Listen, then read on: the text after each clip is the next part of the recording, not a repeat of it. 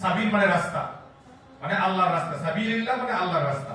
আর infarct শব্দের অর্থ নিয়ে একটু আলোচনা করতে চাই। ইনফাক ও আরবি শব্দ, এর মূল ধাতু হচ্ছে নাফাক।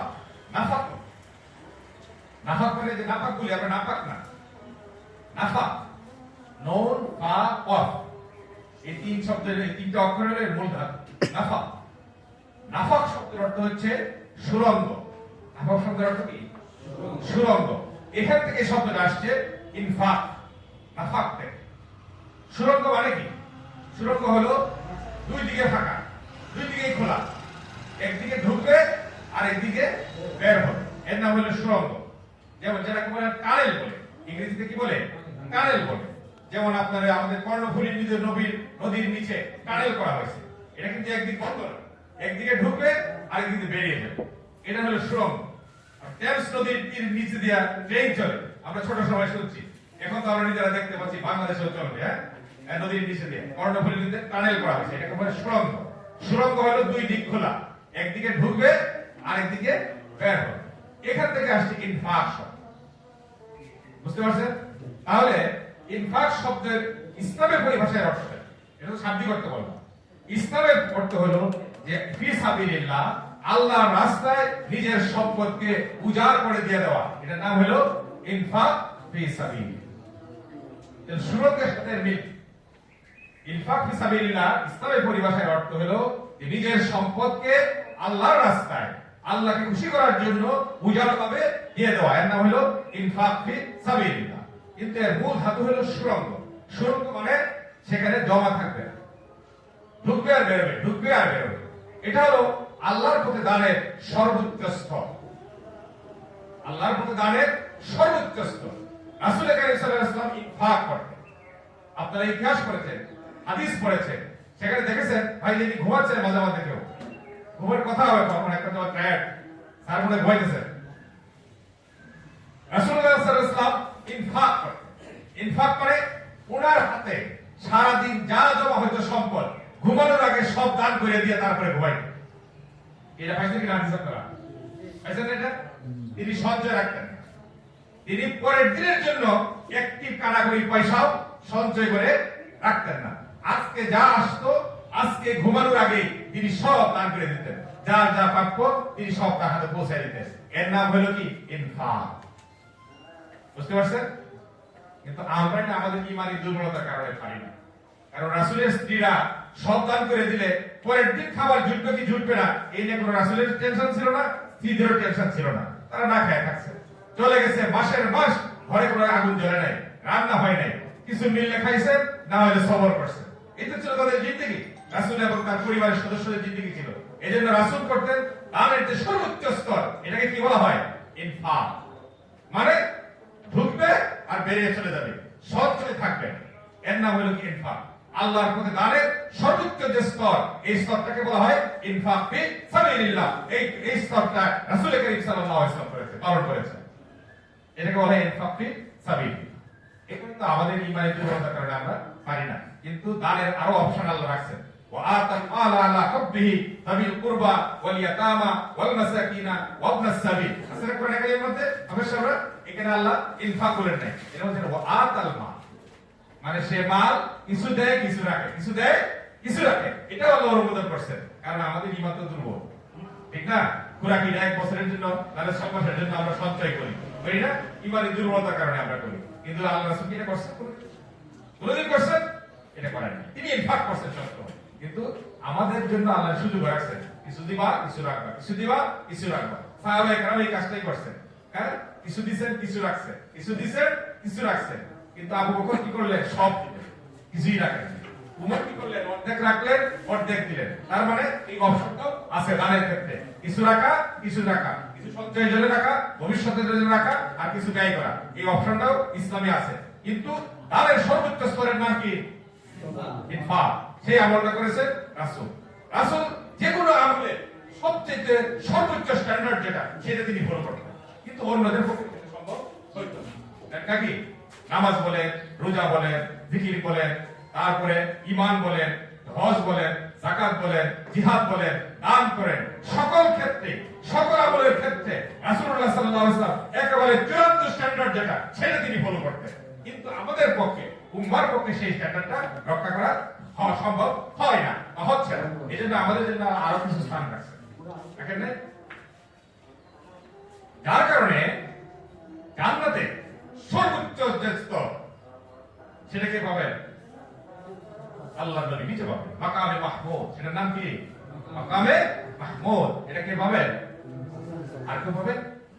কেন পাবেন না বলেন? এটা কি আল্লাহ ওই সম্ভাবনা আচরণ করলেন? বলেন, এক মিনিট বলেন যে জান্নাতের সবচেয়ে দামি জান্নাত যেটা, সর্বোচ্চ মর্যাদা জান্নাত যেটা, সর্বোচ্চ স্তর যেটা, সবচেয়ে সম্মানী জান্নাত যেটা, সেটা আল্লাহর নবী মুহাম্মদ সাল্লাল্লাহু আলাইহি ওয়াসাল্লামের জন্য আল্লাহ নিজে করে রাখছেন। কি জন্য বলেন? কারণ ওনার যে আমল আর স্ট্যান্ডার্ড ছিল সর্বোচ্চ, এর উপরে আর কোনো স্ট্যান্ডার্ড হতে পারে না। আর সেই পর্যন্ত রাসূল ছাড়া আর কেউ অতিক্রম করতেও, সেই পর্যন্ত পৌঁছতেও পারে না। এই কারণে তিনি তো যোগ্য এই মাকামে মাহমুদ পাওয়ার। আর কেউ যোগ্য? এটা যদি ওনাকে এটা না দেওয়া হয় তাহলে বড় বৈষম্য হয়।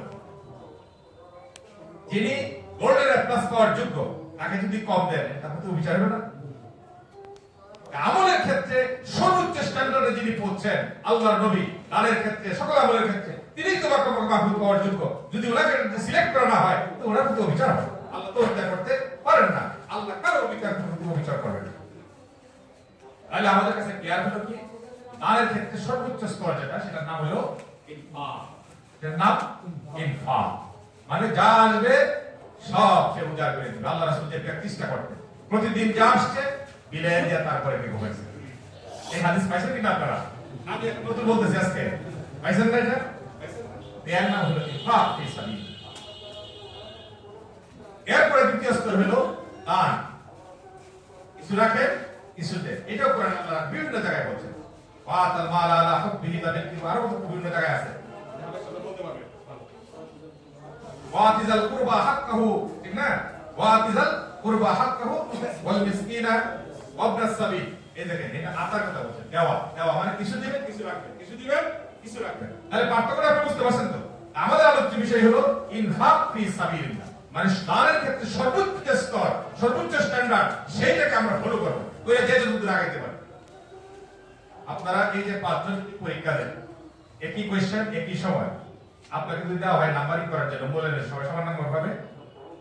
আমাদের কাজটা একটাই, প্রশ্ন একটা, প্রশ্ন একটা, সময় একটা, কিন্তু নাম্বার জান্নাত এরকম স্তর। সবাই নামাজ পড়ে, 18 কোটি মানুষ যদি সবাই নামাজ পড়ে, জান্নাত হওয়া সবাই এক মানের পাবে না। কারণ নামাজের খুলুসিয়াত, খুশু খুজুর মধ্যে পার্থক্য। দেখা গেছে ইমাম সাহেবের পিছনে নামাজ পড়ছে, এই নামাজে ইমামের চাইতে একজন মুসলিম নাম্বার বেশি ব্যালেন্স, ইমামের চাইতে খুশু তার বেশি ছিল। এই মামলাটা কে করে? আল্লাহ করে, এটা আল্লাহ করে। এই জন্য জান্নাতের স্তর বেশি। একই আমল করতেছে সবাই, এরপরে দেখা যাবে জান্নাতে পার্থক্য। তার কারণ খুলুসিয়াত, সেটা মাপ দিতে পারেন আল্লাহ। এটা পাশের লোকও পারে না, ইমাম সাহেব পারে না, মুয়াজ্জিন সাহেব পারে না, সে নিজেও পারে না। এই মাপ দিতে পারেন কে? আল্লাহ সুবহানাহু ওয়া তাআলা। এই জন্য দানের ক্ষেত্রে বিভিন্ন স্তর আছে। আমাদের পরিভাষায় একটা শব্দ আছে চাঁদা, আছে না? চাঁদা শব্দটা তখন আমরা খারাপ অর্থে ব্যবহার নিয়ে গেছি, এখন কিন্তু খারাপ অর্থে ব্যবহার হয়। আমাদের বাংলাদেশের বাস্তবতা আর কি, চাঁদাবাজি মানে খারাপ অর্থে ব্যবহার হয়। চাঁদা কোন ভাষার শব্দ একজন বলবে? চাঁদা ফার্সি ভাষার শব্দ।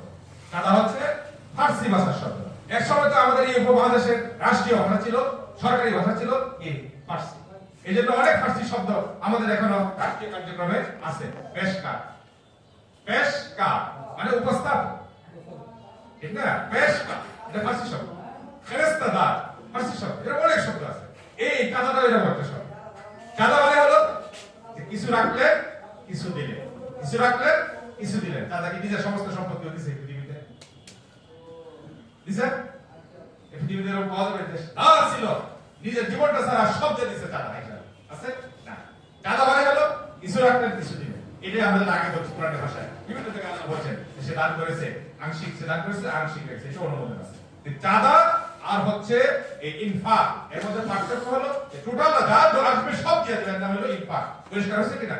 আর কিছু রাখা কিছু রাখা, এর নাম হলো চাঁদা। ভাই আমরা আমাদের সংগঠনের পরিভাষায় এটাকে বলি জ্ঞান। এটা কি বলি? জ্ঞান। জ্ঞান শব্দটা আউন থেকে, আউন শব্দের অর্থ হচ্ছে সাহায্য করা, সহযোগিতা করা। এখান থেকে হচ্ছে ইয়ারব, সংগঠনকে প্রতি মাসে ইয়ারব দেওয়া, সাহায্য করা, নিজের আয় থেকে কিছু দেওয়া, কিছু রাখা। এটার নাম হলো ইয়ারব বা এর নাম হলো চাঁদা। এটা ইনফাক নয়, বরং ইনফাকের একটা নিম্ন স্তরের দিন। এটার অনুমোদন আছে ইসলাম। আর ফিসাবিলিল্লাহ মানে জিহাদ ফিসাবিলিল্লাহ, কিতাল ফিসাবিলিল্লাহ। ফিসাবিলিল্লাহ মানে কি? জিহাদ ফিসাবিলিল্লাহ, ইসলামী আন্দোলনের পথে। ফিসাবিলিল্লাহ মানে ইসলামী আন্দোলনের পথে। কোরআনে কারীমে যতগুলো জায়গায়, এখানে আমি সামনে কোট করতে পারবো কিনা আমি জানি না, সবখানে জিহাদের আলোচনা করে বলা হয়েছে ফিসাবিলিল্লাহ দান করো। জিহাদের আলোচনা করে বলা হয়েছে ফিসাবিলিল্লাহ দান করো। মানে জিহাদ ফিসাবিলিল্লাহর মধ্যে, ফিসাবিলিল্লাহর মধ্যে শব্দ উজ্জ আছে। এটা হলো জিহাদ ফিসাবিলিল্লাহ, কিতাল ফিসাবিলিল্লাহ। আল্লাহর পথে যারা লড়াই করে, আল্লাহর পথে যারা জিহাদ করে, আল্লাহর দ্বীন কায়েমের জন্য কাজ করে, তাদের কাছে তোমরা ইনফাক করো। দুর্ভাগ্যজনক হলো সত্য, আমাদের দেশে দান খায়রাতের যত ওয়াজ হয় সব হলো মসজিদ, মাদ্রাসা, এতিমখানা। নাকি? আপনারা তো আমার বয়স অনেক মুরব্বী আছেন, জীবনে বহুদিন শুনছেন কিনা মসজিদের মিম্বারে দাঁড়ায় খতিব সাহেব জুমার দিন অথবা কোন মুফাসসির ওয়াজ মাহফিলে এই কথা বলছে যে ইসলামী আন্দোলনকে দান করলে সওয়াব হয়। শুনছেন কি আপনারা? আজ পর্যন্ত শুনেন নাই, কেউ শুনেন। ইচ্ছাকৃতভাবে এই খাতটাকে চাপা রাখা হয়েছে, কারণ এর দ্বারা লাভবান হবে জামাত ইসলাম। বুঝতে পারছেন?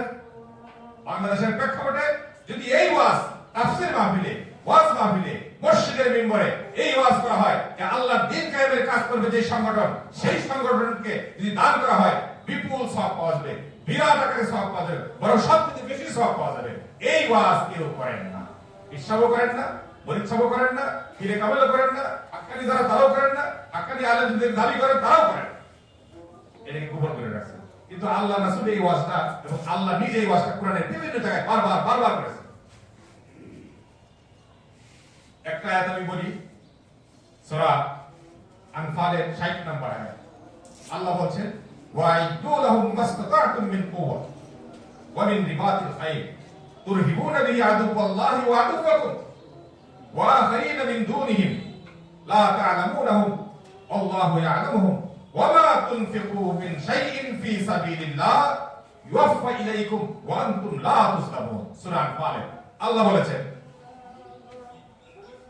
তাদের সামর্থ্যকে মোকাবেলা করার জন্য তোমরাও যথাসাধ্য প্রস্তুতি গ্রহণ করো। মুমিনদেরকে আল্লাহ বলতেছেন, কাফেরদের উপর মুমিনদেরকে বলতেছেন যে তাদের মানে কাফের, তোমাদের প্রতিপক্ষ যারা, তাদের সামর্থ্যকে মোকাবেলার জন্য তোমরাও যথাসাধ্য প্রস্তুতি গ্রহণ করো। ওয়াইদু লাহুম মাসতাতা'তুম মিন কুওয়া ওয়া মিন রিবাতিল খাইল। আর ঘোড়া সজ্জিত অতন্দ্র প্রহরীর ন্যায় প্রস্তুত থাকো। আমিন রিবাতিল খাইল, ঘোড়া সজ্জিত অতন্দ্র প্রহরীর ন্যায় প্রস্তুত থাকো। মুমিনদেরকে আল্লাহ বলতেছেন যাতে করে আল্লাহর দুশমন এবং তোমাদের দুশমনকে ভীতি প্রদর্শন করতে পারো। তুরহিবুনা বিহি আদুওয়াল্লাহি ওয়া আদুওয়াকুম, এমন ভাবে সমরাস্ত্র নিয়ে সুসজ্জিত হয়ে থাকো। আগে তো ঘোড়া ছিল অস্ত্র, এখন তো ঘোড়া নাই, ঘোড়ার বিকল্প অস্ত্র যা আছে যুদ্ধের জন্য, সেই সমরাস্ত্র নিয়ে এমন ভাবে সুসজ্জিত হয়ে যেতে যাতে আল্লাহর দুশমন এবং তোমাদের দুশমনরা ভীত সন্ত্রস্ত হয়ে যায়। এরপর আল্লাহ বলছেন ওয়া আখারিনা মিন দুনিহিম, আর এদের ছাড়া এমন দুশমনদের মোকাবেলা করতে হবে যাদের কথা তোমরা জানো না। ওয়া আখারিনা মিন দুনিহিম লা তা'লামুনহুম আল্লাহু ইয়া'লামুহুম, যাদের সম্পর্কে তোমরা এখনো জানো না, ভবিষ্যতে তারা তোমাদের শত্রু হবে কিন্তু আল্লাহ জানেন। তাদের ব্যাপারে তোমরা কি করো? প্রস্তুতি নিয়ে রাখো। আর আল্লাহর পথে যা কিছু তোমরা খরচ করো না কেন তার প্রতিদান তোমরা অবশ্যই পাবে, তোমাদের প্রতি কোনো অবিচার করা হবে না। ওমা তুনফিকু, যে পাপ থেকে আসে তুনফিকু, ওমা তুনফিকু মিন শাইইন ফি সাবিলিল্লাহ ইউওয়াফা ইলাইকুম ওয়া আনতুম লা তুজলামুন। আল্লাহর পথে তোমরা যাই ব্যয় করো সেটা কি করা হবে? প্রতিদান তোমরা অবশ্যই তোমরা পাবে, তোমাদের প্রতি জুলুম করা হবে না। এই আয়াতের মধ্যে প্রথমে বলা হলো যুদ্ধের প্রস্তুতির জন্য, পরে আয়াতের শেষ অংশে বলা হলো খরচ করার জন্য আল্লাহর পথে। আল্লাহর পথে আল্লাহ কি বুঝাইছে? মাদ্রাসা মসজিদ। আগে বললেন শত্রুদের মোকাবেলায় যুদ্ধের সামর্থ্য অনুযায়ী সকল প্রস্তুতি নিয়ে রাখো, সকল সমরাস্ত্র সংগ্রহ করে এমন ভাবে প্রস্তুতি নাও যাতে তোমাদের প্রতিপক্ষরা কি হয় অত ভীত সন্ত্রস্ত থাকে। আর এই জন্য তো অস্ত্রের জন্য টাকা দরকার। তোমরা ব্যয় করো আল্লাহর পথে, আল্লাহ তোমাদের প্রতি জুলুম করবেন না। আল্লাহ কারণ আমি আল্লাহর পথে কি জন্য হইল মসজিদ মাদ্রাসা মসজিদ জিহাদ ফিসাবিলিল্লাহ মানে জিহাদ ফিসাবিলিল্লাহ কিতাল ফিসাবিলিল্লাহ আল্লাহর পথে লড়াই, আল্লাহর দিনকে বিজয়ী করার জন্য লড়াই, সেই পথে তোমরা ব্যয় করো। এই কথাগুলো চাপা রাখা হয় বর্তমান সময়ে। এটা বলা হয় যাকাতের জন্য আল্লাহ 8 টাকা নির্ধারণ করেছে। কয় টাকা? এটা তো যাকাতের মৌসুম, 8 টাকা। এর মধ্যে 1 টাকা কি বলে? জিহাদ ফিসাবিলিল্লাহ। 1 টাকা হলো জিহাদ। এই বলছে পুরো মসজিদে শুনছেন, এটা আলোচনা হবে, খেয়াল করে শুনেছেন। এর তো আলোচনা হবে তোমার দিন যাকাত দেওয়ার জন্য। হ্যাঁ, কিন্তু কোন ইমাম সাহেব কথা বলবে না। যে দলগুলা, যে সংগঠনগুলা আল্লাহর দ্বীনকে বিজয়ী করার জন্য কাজ করে, সেই সংগঠনের ফান্ডে যাকাতের টাকা দেওয়া যাবে, এই ধরনের ওয়াজ আপনাদের জীবনে কেউ শুনছেন? আল্লাহ তো ওয়াজ করে দিয়েছেন বহু আগে। রাসূল নিজে ওয়াজ করেছেন, যাকাতের ফান্ড তিনি সংগ্রহ করেছেন ইসলামী আন্দোলনের জন্য। কিন্তু এখন এই সমাজে উলামায়ে কেরাম, পীর সাহেব, খতিব সাহেব, মুফাসসির সাহেব, মুহাদ্দিস সাহেব কেউ এই কথা বলেন না যে যাকাত যারা ইসলামী আন্দোলন করে আল্লাহর দ্বীন কায়েম করতে চায় এই জমিনে, তাদের ফান্ডে যাকাতের টাকা দেওয়া যাবে, এই ওয়াজ কেউ করেন না। এটাকে সকলেই গোপন করেন। শুধু বলেন মসজিদে দেওয়া যাবে, মসজিদে মাদ্রাসায় দেওয়া যাবে, এতিমখানায় দেওয়া যাবে, গরিবদেরকে দেওয়া যাবে, এই কথাটা শুধু বলেন। যে এই যে আল্লাহর খাতটা গোপন করবো কারা? ওলামায়ে। আপনারা কি গোপন করবেন? নিজেরা আমল করবেন, সিংহভাগ অংশ যাকাতের দান করবেন, জিহাদ ফিসাবিলিল্লাহ খাতে, বাকিটা আত্মীয়-স্বজন। রাজি আছেন নাকি? কারা কারা রাজি নাই হাত তুলেন। রাজি নাই কারা কারা? কারা কারা রাজি নাই? না বুঝে রাজি নেই, না বুঝে রাজি নেই। হ্যাঁ, না যারা হাত তুলছে তারাই না কথা বলতেছেন যে না বুঝে হাত তুলছে। আর যাদের উপর যাকাত পাওয়া যাবে তারা হাত তোলার কষ্টই আসে। প্রিয় ভাইরা আমার, এরকম আল্লাহ রাব্বুল আলামিন অনেক জায়গায় আলোচনা করেছেন জিহাদ ফিসাবিলিল্লাহ খাতে দান করার জন্য, ইনফাক করার জন্য, দান করার জন্য চাপ পড়ে আছে। আচ্ছা, আমি আরেকটু প্রসঙ্গ বলে নেই। এখানে তো আপনারা ওয়ার্ড সভাপতি, রুকন নন, ওয়ার্ড সভাপতি কয়জন আছেন? একটু হাত তুলবেন। রুকন হইতে পারেন না, কিন্তু ওয়ার্ড সভাপতি আছে। আচ্ছা, এখন আর একবার হাত নামাইবেন না, মানে এই আপনারা তো এখন হাত তুললেন, কয়জন নিয়মিত প্রতি মাসে ইয়ামত দেন না? এরকম হাত তুলেন, মানে ইয়ামত নির্ধারিত হয় নাই সংগঠনের জন্য। ওয়ার্ড সভাপতি রুকন নন, কিন্তু ইয়ামত নির্ধারণ হয় সংগঠনের। এরকম কেউ আছেন ইয়ামত নির্ধারণ হয় নাই আপনার? প্রতি মাসে সংগঠনকে কত করে দিবেন এরকম নির্ধারণ নাই? আমার আছে নির্ধারণ নাই? নাই, নির্ধারণ করা আছে। নির্ধারণ করা আছে, তাহলে আলহামদুলিল্লাহ সবার আছে, সবার নির্ধারণ করা আছে। আচ্ছা, যাদের নির্ধারণ করা আছে গত 2 মাস ইয়ামত দিবেন না, জানুয়ারি ফেব্রুয়ারি, এরকম কে আছেন? হাত তুলবেন। একজন, দুইজন। আপনি নির্ধারণ কত?